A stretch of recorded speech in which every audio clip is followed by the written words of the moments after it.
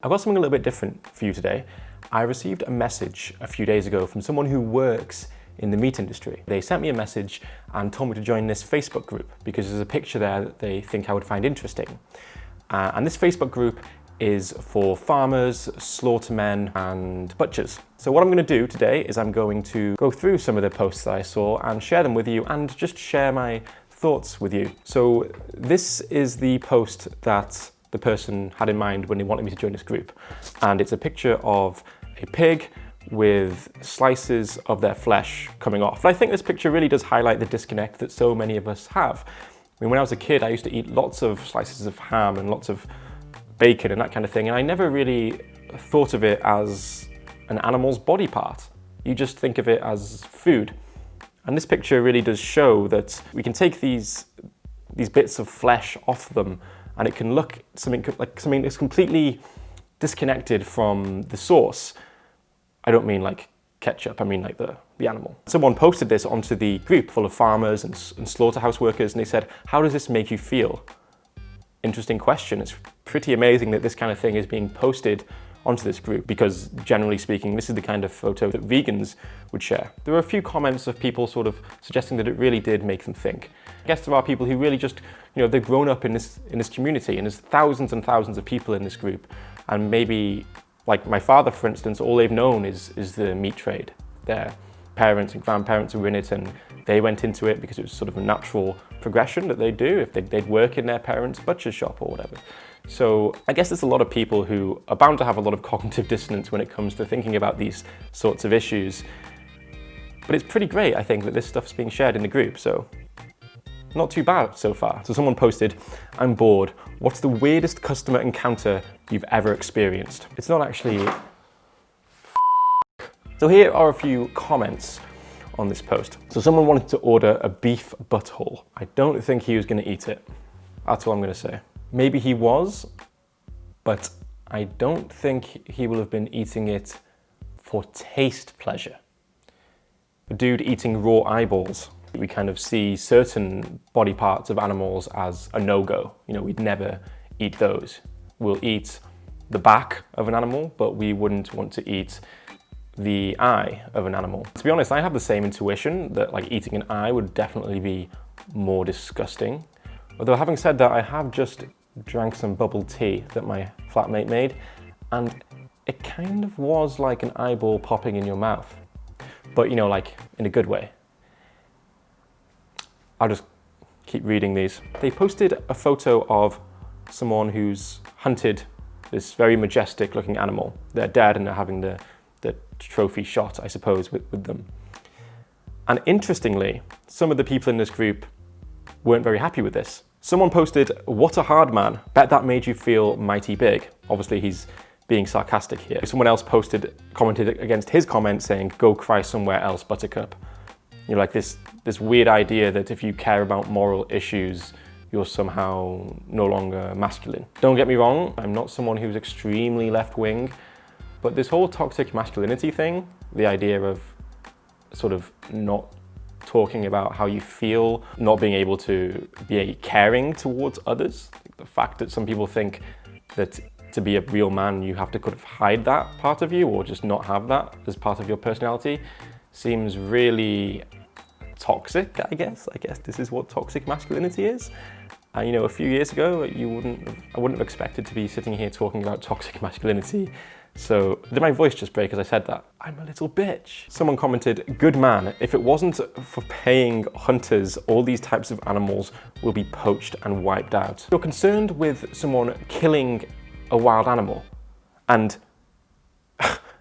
you think the answer is to kill the wild animal before they get poached?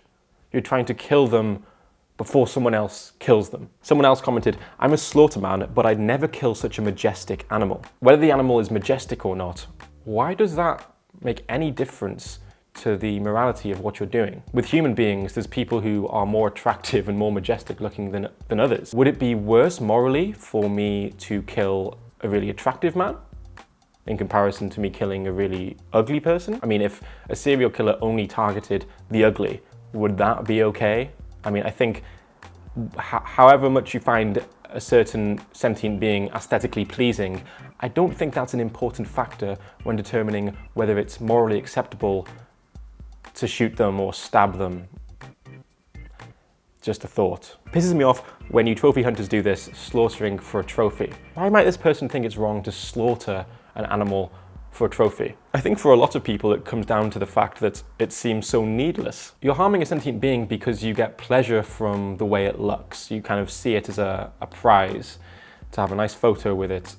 It's unnecessary suffering and death at the end of the day. But the ironic thing about this comment is that we no longer need to consume any animal products to survive or be healthy in the Western world. I think many of us grow up with the belief that we do need to consume at least some animal products to be healthy. We think we need meat for protein, we think we need milk for calcium, and it's only once you realize that this just isn't true. The evidence suggests that you can be perfectly healthy on a vegan diet. When you understand that, the moral distinction between killing an animal for a trophy and killing an animal because you like the way they taste, there doesn't seem to be much of a distinction there anymore, to be honest. If a member of staff threatens to stab another member of staff, what's the plan? Instant dismissal or a warning? The fact that you think this question needs to be asked is kind of concerning. That's probably not something that can be taken lightly. Let's have a look at the comments. You know, you'd think the comments would be full of people saying, are you kidding? Like, you can't just threaten to murder people. You should probably just sack him and report it to the police. If they've got any bollocks, a fist fight in the car park. Tell them only a pussy uses weapons. Be a man and fight it out, then go back to work. Again, like, I don't want to seem like a left-wing SJW, guys. The first time ever. But this kind of seems like it could be toxic masculinity. I think it might be a thing. I'm open to having my mind changed on this, okay? I know that some of you people are going to come at me for saying the term toxic masculinity. It keeps coming back to this idea that to be a real man, you have to be violent. I think it's kind of understandable how this viewpoint has come into the world, because a long time ago, our ancestors did need to hunt animals to survive. And it was the men who were able to be violent, who were able to go out and kill animals and bring back the meat, who will have kept these groups alive to some degree. So these traits, I guess, were seen as a positive. The thing is, that's not the case anymore. And yet this idea that meat is masculine is kind of still here. And it's just really not the case that if you can go into Tesco or any supermarket and buy a piece of animal flesh, I don't think that's a masculine behavior. And if part of being masculine, to be more masculine, if you have to harm innocent animals, then I'd rather be less masculine. Beta! The more important question is it a good thing to be promoting? Is it a good thing to shame people who don't want animals to suffer? They're acting this way because they have empathy for the beings who are suffering, because they understand that if they were the ones who were suffering, they would want someone to help them, and they would want the violence and the suffering to stop as well. Someone commented, was it a serious situation? Oh no, no, not at all. I mean, he threatened to stab me, but serious? I mean, I guess in this line of work, stabbing really isn't seen as a serious issue, is it? I raised and showed animals all through school. Yes, it was hard to put them on a truck, but these animals exist for food. If we think of an analogous situation where someone's breeding dogs for the purpose of dogfighting, is the fact that they are being bred for this purpose, I mean, does that fact make it more morally acceptable to do this to them? I think probably most of the people in this group would say no. And so it's the same for killing animals for food. If we're breeding animals for this purpose, that does not make it morally acceptable to harm them. And that's what the damn animal is raised for, Jesus. I mean, just imagine if I made a post in this group, maybe I should do this, make a post in this group about dog fighting, and people would just lose their shit. And I could just comment exactly the same comment as this. That's what the damn animal is raised for, Jesus. You wouldn't accept it in that context, so don't accept it in this context. Name one person that has actually been converted to vegan by seeing a protest. One. I'll wait. Of course, something to bear in mind is that you're making this comment in a group full of farmers, slaughterhouse workers, and butchers. So you're probably going to be waiting a long time. You're not talking to the right people with this comment. But since I've seen your comment, maybe I'll answer you. One of my flatmates is now vegan. We met at a protest, a vegan protest. It was a Cube of Truth event with Anonymous for the Voiceless. We had a conversation. He went away and watched Gary Yourofsky's speech, and he also took some DMT.